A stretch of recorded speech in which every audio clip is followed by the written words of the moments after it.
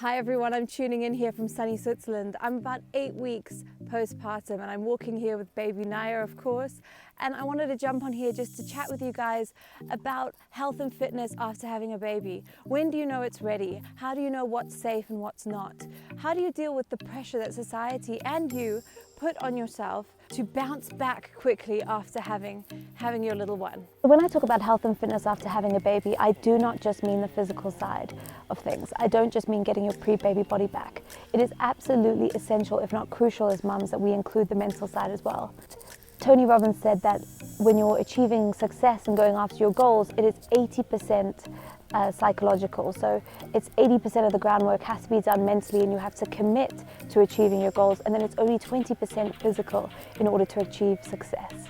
So I often talk about checking yourself into the mind gym. So giving your mind a good workout through a meditation or a mindfulness exercise so that you can really get into a nice mind and body equanimity whilst on your postpartum journey. So let's talk about timelines. Straight after giving birth, it doesn't matter whether you gave birth vaginally or whether you had a C-section, you are going to be 100% healing. Birth is an athletic event. In the 0 to 6 weeks after giving birth, you want to be making sure you focus on the 4 R's. So when I talk about the 4 R's, I talk about rest, recovery, rehabilitation, and retraining. Rest and recovery, that's an obvious one, but sometimes as mums, we need a bit of extra prodding when it comes to taking time off, when it comes to not cooking, cleaning, doing things for others. So really, postnatally, you've got to get support from others, your friends, your families.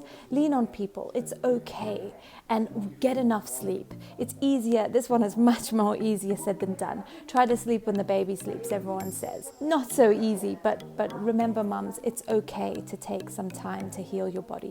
So when we're talking about rest and recovery, we're also talking about eating the right food, so a lot of proteins, healthy fats, nourishing home-cooked meals, and also drinking enough water and getting in those vitamins. So remember guys, sleep, hydration, nutrition, and getting that support you need is absolutely key for your rest and recovery. When we talk about retraining and rehabilitation, you've just gone through an athletic event and that's been the birth, so we must go back to the basics, the breath. Taking in those deep belly breaths, using the diaphragm to pull that breath in and not using your chest, and getting that shallow breathing, and especially using the breath when doing exercise.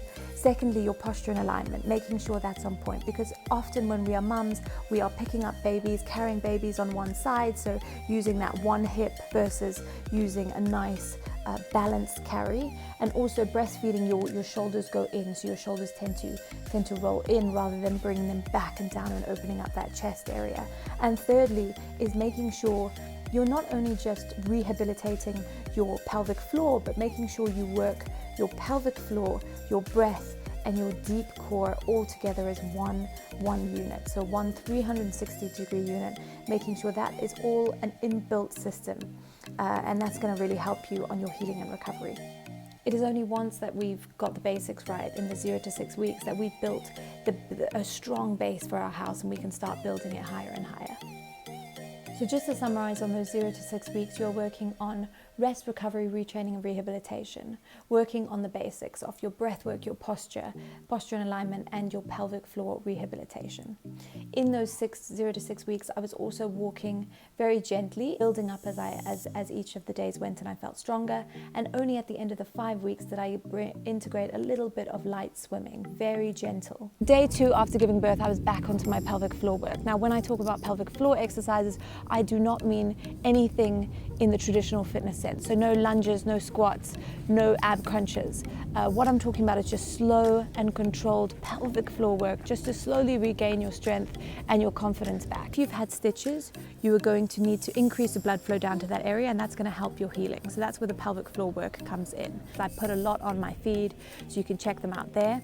So straight after giving birth, or if you've had a C-section even, you lose a lot of that control in your pelvic floor muscles, and regaining that strength and confidence nice and slowly will actually help your mental state as well. So at about 6 weeks in the UK, you'll typically go back to your doctor for your final postnatal checkup. And they usually give you a big green tick to say that you're ready to go into an active lifestyle. But just be wary that this checkup does not involve an internal pelvic examination. and about 6 weeks you might not be ready to go back into the full swing of things, and that's totally okay. Everybody is different and every journey is different. Healing takes a lot of time. I personally at 6 weeks was still not ready. Still at 8 weeks, stick to very low impact options. I do no running, no jumping, and no heavy weights, so no heavy lifting. And just remember, guys, while you're exercising, to monitor your body as you go. So if you've got any pain, any peeing, any pooing, any bleeding whilst you're exercising, you want to stop and consult your doctor straight away. I talked about working the mind just as much as the body, and for me, a way of doing this is meditation. Meditation for me has been a way to find stillness in amidst all the chaos. It's been a way for me to sit with my feelings and really understand what I'm going through, because in amidst becoming a mom, you're constantly thinking of everyone else's feelings, especially your newborn.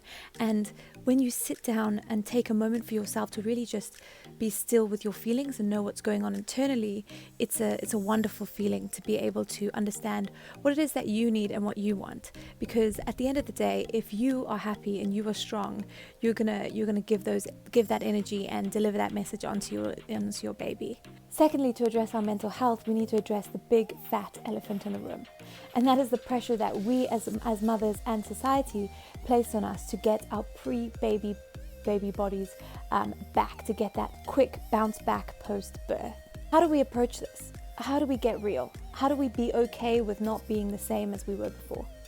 Firstly, it starts at home. Okay, it starts with you. We have got to learn as mothers to be less critical of ourselves. We've got to be less hard on ourselves. We need to put our energy into our newborns rather than this stress and over pushing with getting our bodies back. Secondly, we as women, as a community, we need to stand up for one another in the postpartum journey. We need to stop comparing ourselves, and we need to stop putting these additional pressures onto ourselves. And finally, to get society on board, we need to talk about our real journeys. We need to talk about our issues, and we need to really raise the bar when it comes to the postpartum period. Thank you, mamas, for tuning in. Remember, you are not alone. We're all in this together. If you need any help on your pre- and postnatal plans, please reach out to me or join one of my programs. See you next time.